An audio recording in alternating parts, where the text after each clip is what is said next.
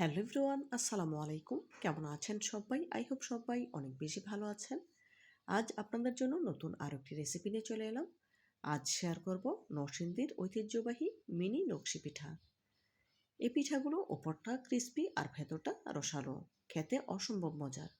কিভাবে খুব সহজেই এই মিনি নকশি পিঠাগুলো তৈরি করা যায় তার সকল টিপস অ্যান্ড ট্রিক সহ আজকের রেসিপি। তো বন্ধুরা, কথা না বাড়িয়ে চলুন মিনি নকশি পিঠা তৈরির মূল প্রস্তুত প্রণালীতে যাওয়া যাক। মিনি নকশি পিঠা তৈরি করার জন্য এখানে নিয়েছি ভেজা আতপ চালের গুঁড়া। নকশি পিঠা তৈরি করার ক্ষেত্রে অবশ্যই চেষ্টা করবেন ভেজা চালের গুঁড়াটা নিতে, সেক্ষেত্রে পিঠাগুলো পারফেক্টভাবে তৈরি করতে পারবেন। এখন এই ভেজা চালের গুঁড়াগুলো আমি টেলে নেব। সেজন্য চুলে একটি পাতিল বসিয়ে নিয়েছি।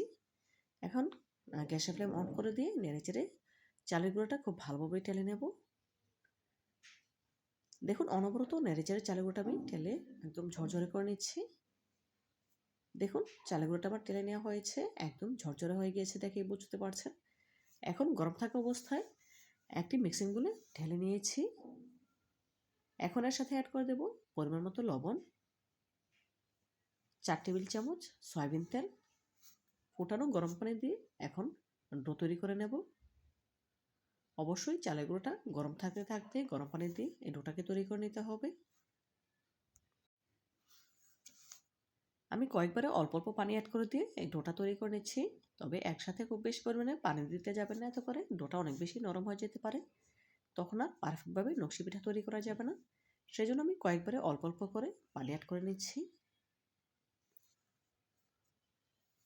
এই ডোটাতে অবশ্যই সয়াবিন তেল দেওয়ার চেষ্টা করবেন, এতে করে পিঠাগুলো অনেক বেশি ক্রিস্পি হবে। দেখুন, এই পর্যায়ে ডোটা অনেকটাই গরম আছে, তবে পুরোপুরি গরম না, কিছুটা তাপমাত্রা কমেছে। কিছুটা গরম থাকা অবস্থাতেই হাত দিয়ে মথে খুব ভালোভাবে মসৃণ ডো তৈরি করে নিতে হবে।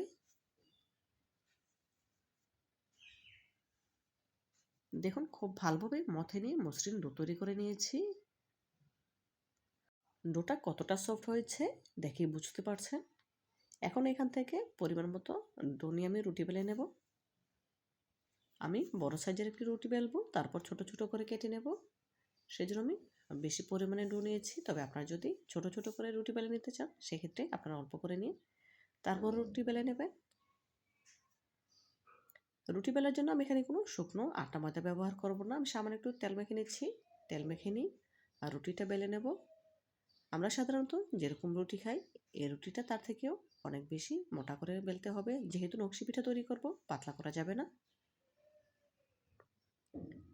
দেখুন, রুটির পুরুত্ব দেখে বুঝতে পারছেন কতটা পুরুত্ব রেখেছি। এখানে একটি কুকি কাটার নিয়েছি, একটি বড় সাইজের কুকি কাটার, আরেকটি হচ্ছে ছোট সাইজের কুকি কাটার।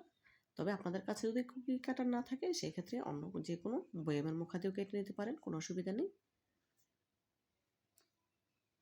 এভাবে করে কুকি কাটার দিয়ে পিঠাগুলো কেটে নিলে সবগুলো পিঠা একই সাইজের হবে, দেখতে সুন্দর লাগবে। দেখুন, এক এক করে সবগুলো কেটে নিয়েছি। আর যেই ছোটো কুকি কাটার নিয়েছিলাম সেটা দিয়ে মাঝ বরাবর দাগ করে নিয়ে আমি খেজুর কাটার সাহায্যে ডিজাইন করে নিচ্ছি। আর ডিজাইনটা আমি কীভাবে করে নিচ্ছি দেখে নিশ্চয়ই বুঝতে পারছেন। আপনাদের হাতের কাছে যদি ছোট কুকি কাটার না থাকে সেক্ষেত্রে আপনারা বোতলের মুখা দিয়েও দাগ কেটে নিতে পারেন, কোনো অসুবিধা নেই। আর নিয়েছি একটি কয়েলের স্ট্যান্ড। কয়েলের স্ট্যান্ড দিয়ে আমি মাঝ বরাবর বি আকৃতির শেপ দিয়ে নিয়েছি। এখন সাইড থেকে ডিজাইন করে নিচ্ছি। আসলে বলে বোঝানোর কিছু নেই, দেখেই বুঝে নিতে হবে কাজটি আমি কীভাবে করে নিচ্ছি। দেখুন, একটি পিঠা তৈরি হয়ে গিয়েছে, মাশাআল্লাহ কতটা সুন্দর হয়েছে দেখেই বুঝতে পারছেন। আপনাদের বোঝার সুবিধার্থে আরও একটি পিঠা তৈরি করে দেখাবো। দেখুন, উপর থেকে সামনে একটু তেল মেখে নিচ্ছি। মাঝ বরাবর কুকি কাটার দিয়ে দাগ টেনে নিয়েছি। এখন খেজুর কাটা দিয়ে ডিজাইনটা করে নিচ্ছি। আসলে বলে বোঝানোর কিছু নেই, দেখেই বুঝে নিতে হবে কাজটি আমি কীভাবে করে নিচ্ছি। আপনারা যদি এভাবে ট্রাই করবেন ইনশাল্লাহ আপনারাও পারফেক্টভাবে নকশি পিঠা তৈরি করতে পারবেন। যে কয়েল স্ট্যান্ডটা আমি ভি আকৃতির শেপ দিয়ে বাঁকা করে নিয়েছি সেটার সাহায্যে সাইড থেকে ডিজাইন করে নিচ্ছি। দেখুন কাজটি কতটা সহজ, একবার দুবার ট্রাই করলে আপনারাও পেরে যাবেন। এভাবে করে নকশি পিঠা তৈরি করতে। দেখুন আরও একটি নকশি পিঠা তৈরি হয়ে গিয়েছে। এইভাবে করে একই প্রসেসে বাকি পিঠাগুলো তৈরি করে নেব। দেখুন এক এক করে সবগুলো পিঠা বানিয়ে নিয়েছি। এখন পিঠাগুলো তেলে ভেজে নেওয়ার পালা। ভেজে নেওয়ার জন্য চুলে একটি প্যানে পর্যাপ্ত পরিমাণে সয়াবিন তেল দিয়ে গরম করে নিয়েছি। আর গরম তেলে এক এক করে মিনি নকশি পিঠাগুলো ছেড়ে দিচ্ছি ভেজে নেওয়ার জন্য। তেলটা অবশ্যই পুরোপুরি গরম থাকতে হবে, সেদিকে খেয়াল রাখবেন। দেখুন এক এক করে পিঠা দিয়ে দিলাম ভেজে নেওয়ার জন্য। প্রথম অবস্থাতে পিঠাগুলো নাড়তে যাবেন না, এতে করে ভেঙে যেতে পারে, যেহেতু চালের আটার পিঠা খুব সফট থাকে। প্রথম অবস্থাতে আমি একটু ধুলিয়ে নিয়েছি। কিছুটা যখন ড্রাই হয়ে আসবে তখন উল্টে নিতে হবে। দেখুন এই পর্যায়ে পিঠাগুলো ড্রাই হয়ে এসেছে আর কালারটাও কিছুটা চেঞ্জ হয়ে এসেছে। আমি পিঠাগুলো উল্টে নিচ্ছি। এই পিঠাগুলো আমি দুইবারে ভাজবো, সেজন্য প্রথমে কিছুটা হালকা বাদামি কালার হতে আমি চুলা থেকে নামিয়ে নেব।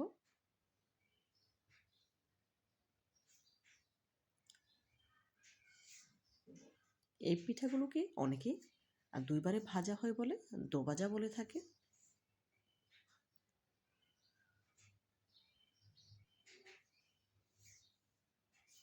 দেখুন পিঠাগুলো আবার উল্টে নিচ্ছি।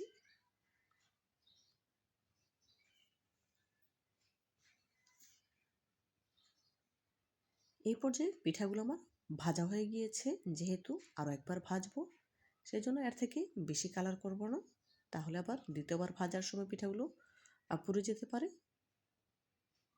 এই অবস্থাতে রেখেই পিঠাগুলো তুলে নিতে হবে। দেখুন পিঠার কালারটা কতটা হয়েছে দেখে নিশ্চয়ই বুঝতে পারছেন। এখন একটি ছাঁকনিতে তুলে এক্সট্রা তেল ঝরিয়ে নেব।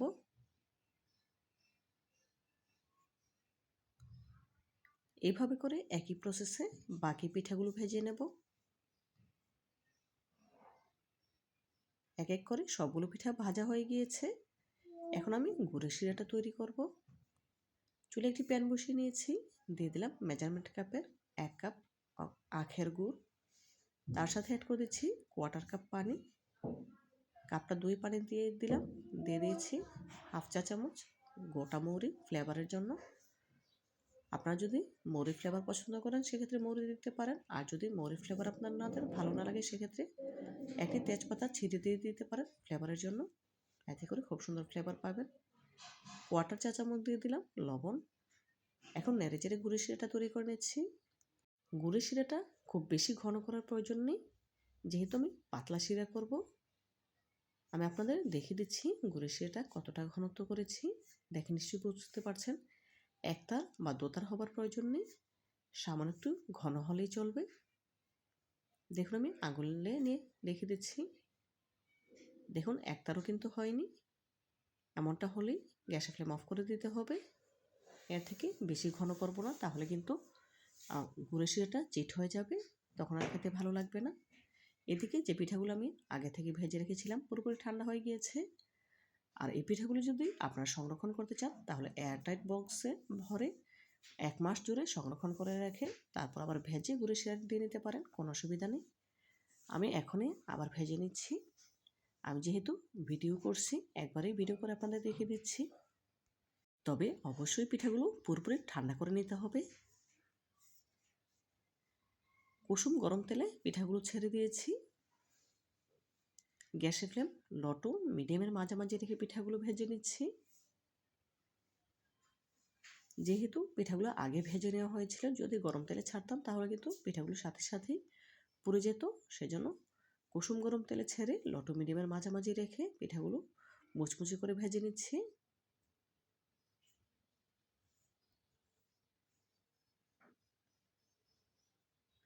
খুব বেশি সময় লাগবে না পিঠাগুলো ভাজা হতে, অল্প সময়ের মধ্যেই পিঠাগুলো ভাজা হয়ে যাবে। দেখুন এই পর্যায়ে পিঠাগুলো আমার ভাজা হয়ে গিয়েছে। এখন একটি ছাঁকনিতে তুলে এক্সট্রা তেল ঝরিয়ে নেব, আর তেল ঝরানো পিঠাগুলো সরাসরি গুঁড়ো শিরায় দিয়ে দেব।